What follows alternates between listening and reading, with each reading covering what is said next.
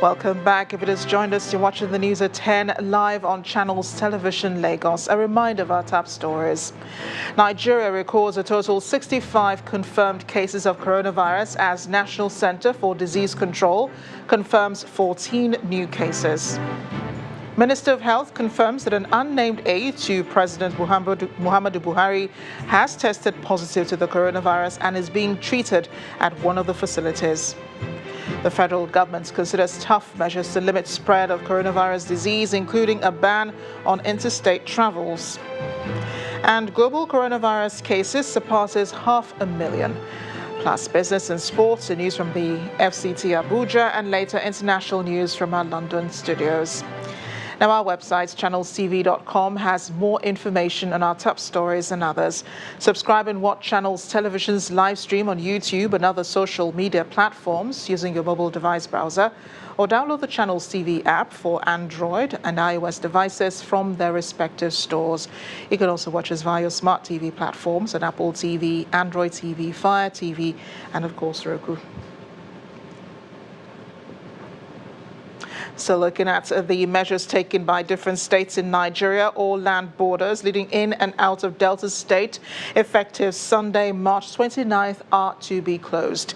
This is part of additional restrictions announced by Governor Ifeanyi Okowa in an address to the people on the coronavirus pandemic. Although Delta State has no confirmed case, the government insists that measures are necessary to avert any outbreak or contain its spread if it occurs. Businesses, including malls, supermarkets, shops, and markets, will be shut from Wednesday, April 1st, with residents asked to stay home. Asaba Airport is to close to traffic effective Friday, March 27, 2020 by 6 p.m. All land borders into and out of Delta are to be shut effective 6 a.m. Sunday, March 29, 2020. All business malls, supermarkets, markets, and shops are to close from Wednesday, April 1, 2020. All residents in the state are to stay at home from Wednesday, April 1, 2020.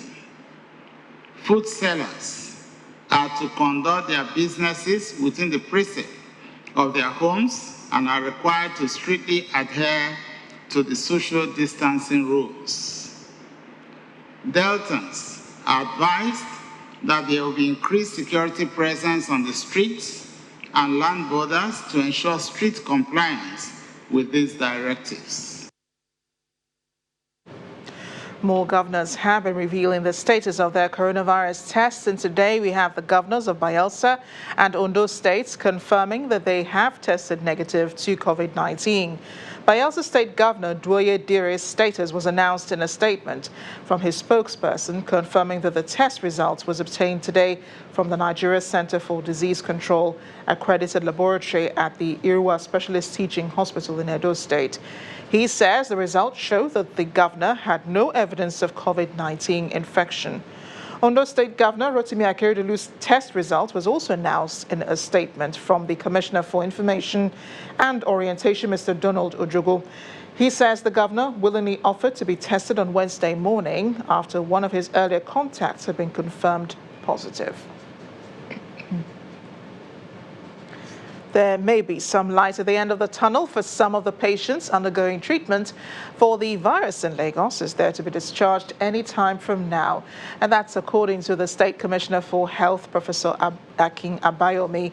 The commissioner, in an interview with the Lagos-based radio station, says 6 patients who are undergoing treatment at the Infectious Disease Hospital in Lagos have fully recovered and will soon be free to go home.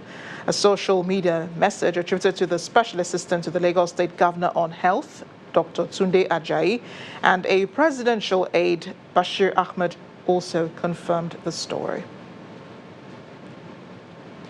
Meanwhile, the Lagos State House of Assembly has passed into law an emergency bill to help the state combat the coronavirus pandemic.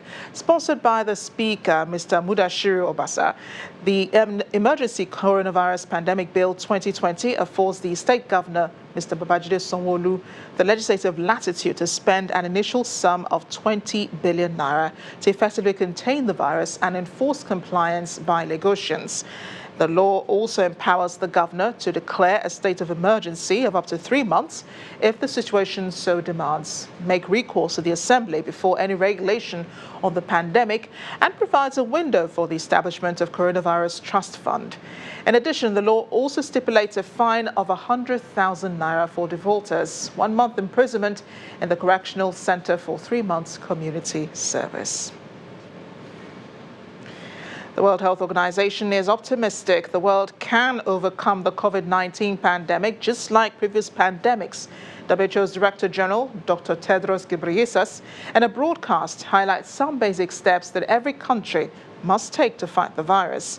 And the summary of his message is that the world cannot afford to waste this opportunity. You have created a second window of opportunity. The question is, how will you use it? There are 6 key actions that we recommend. First, expand, train, and deploy your healthcare and public health workforce. And second, implement a system to find every suspected case at community level. Third, ramp up production capacity and availability of testing. Fourth, identify, adapt, and equip facilities you will use to treat and isolate patients. Fifth, develop a clear plan and process to quarantine contacts. And finally, number 6, refocus the whole of government on suppressing and controlling COVID-19. We continue the conversation on COVID-19. Tonight we have Dr. Johan Akase, an infectious disease consultant with the Lagos State University Teaching Hospital. Luth, thank you for being here tonight, and thank you to your colleagues too for all that you do. Can you give us your assessment of, the country's response to the coronavirus pandemic so far? Yeah, thank you for having me. Well, the country's response has to be interpreted in the context of the worldwide response as a whole. No country, it seems, has looked prepared for this. It sort of took everybody by storm. So under the circumstances, I would say the response, there's a lot of improvement, but under the circumstances, we're doing the best we can. It's clear what the COVID-19 outbreak has shown is a true test of every country's previously existing health systems and capacity. Sure. So the response is in light of what has been before. So you can say it's fair. Yeah, and it seems that everyone is applying what they know. There's no one straight solution, to fighting this. Everyone is doing everything that they can, try different solutions. So do you agree with the World Health Organization that we can fight this? The world needs to put in necessary actions taken to fight the COVID-19 pandemic? Yeah, I agree with that, and it's important. Like the WHO Secretary just said right now, this is another window of opportunity. Why is this another window is because, to a degree, when this outbreak, when it was not yet declared a pandemic, there was some confidence in some people, countries that, this will soon blow away, it's all right. So I think some people didn't prepare as much as they should. And one thing we've learned with this virus is that you have to be ahead of the virus. If you wait for the virus to show you a face before you react, you're probably going to be behind the response. Yeah, the best time to prepare for war is during the time of peace. That's right. So now that, all systems are down or seemingly down and production cannot take place and so on, isn't it a bit difficult to say now is the time to reassess our health systems and, to put in measures, for, God forbid, the next pandemic? Yes. Well, for countries like Nigeria, where everybody knows that we've been functioning below capacity, it's easier for us to ramp up both effort and even redeployment of resources, like you rightly said. There are countries that were functioning at near full capacity, like Italy. There was little expansion that could be done. But for us, it's clear that if we can mobilize, strategize better, we could definitely have a greater output than what was before what we're having now. So there's definitely, for us, is really an opportunity to strengthen our health systems, which we can and which we should, and also to mobilize resources and get our priorities right. And that is why I think the Lagos State have empowered the governor to mobilize resources from probably other and focus it to where it really needs. Yeah, you talk about strategies, and I know that the Lagos State government has been doing a lot on this when it comes to strategies. What more can they do in addition to what they're doing already? So I know, so some of the things I'm aware they're doing is to open up more centers, recruit more staff, and it is so integral that while the current capacity or management of the patients in the infectious hospital is going on rather well, it's important for us to expand capacity, prepare more staff, more capacity for people that are going to treat patients, more treatment centers. Yes, we have to. Okay.